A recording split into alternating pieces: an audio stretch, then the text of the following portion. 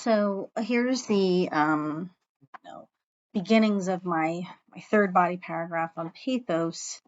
And, I'm really thinking about that second piece of evidence. I'm thinking about discussion, like how's this all going to come together here? And I just started by copying and pasting over what I had on my chart. So, you can really clearly, with the color coding, see the different parts of, my writing here. But you can also see that I've got the what, the how, and the why.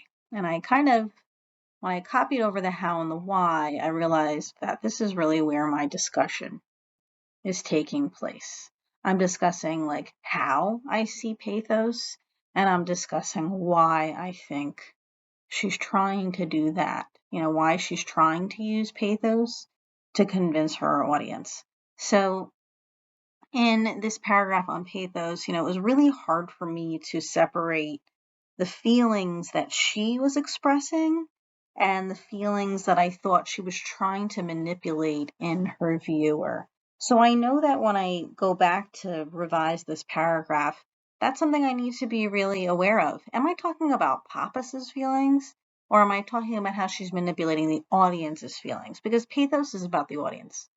So with that being said, I slowly began to realize that part of the reason why it was so hard to separate these two is because she wants her feelings to create a sort of emotional roller coaster for her viewers. Her viewers are athletes. They likely have been injured in the past. They may have even experienced depression, not just because of COVID and the lockdowns, but maybe they had been injured and experienced depression as a result. I know lots of student athletes who've had that experience. So here's what I have so far. I've identified that, she is using pathos to connect to her audience there at the beginning. I started to introduce my example of imagery here, and you can see this laundry list of things she did to try to avoid feeling depressed. And down here in orange is where I start talking about that imagery. And I'm looking at it now, and I realize I forgot to put another transition here. There are really three places in a paragraph, three key places where you would want transitions. That's at the beginning, the topic sentence, the before the example, of course, and in the discussion. So right here, I definitely need some kind of transition, and I know that I'm trying to draw some conclusions and conduct some analyses of my evidence. So I want to go back to that page on transitions, and let's see what they can offer me by way of category. Let's see. Looks like I might want to try this as a start. So accordingly, as a result, consequently, thus, therefore. All right, I think I'm on the right track. Let's jump back here.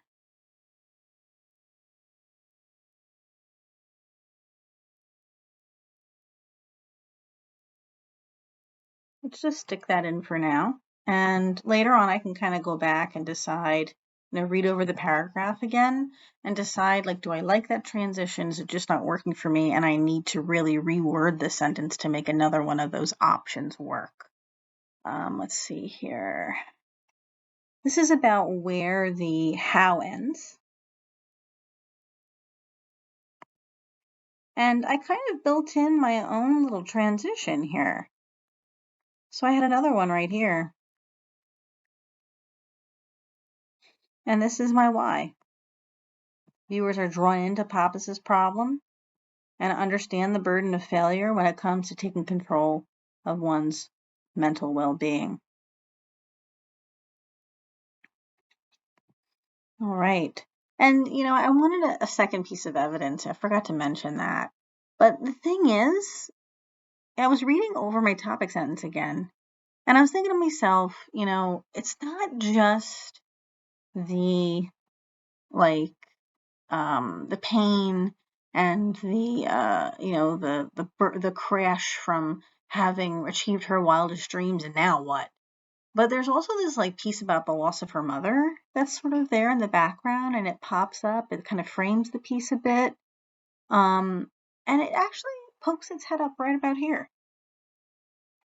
I always saw myself as someone who could never feel that way. I was like, I'm not my mom.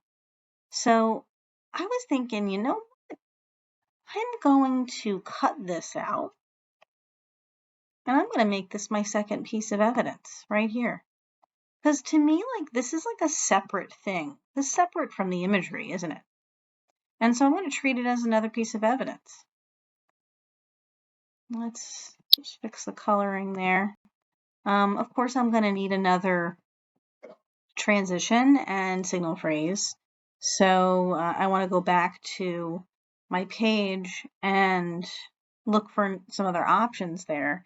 And I'm going to need to point out once again the technique, which here I really think is dialogue. There's like an internal dialogue going on, as well as the dialogue that she's having with her father when he tells her that they're not going to lose. So I'm going to call this, dialogue here. It's slightly an anecdote, slightly just sort of dialogue. So that's how I'm going to treat it in terms of a technique.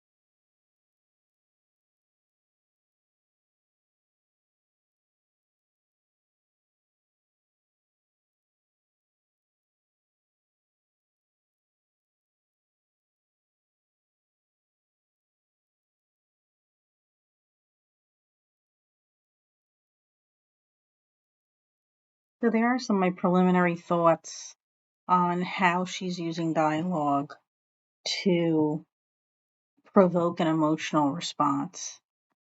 I'm going to continue to work on this, and especially I need to make that connection back to, how it convinces us. So I still need to really work on that. And then I need to go back and continue plugging in those transitions and signal phrases.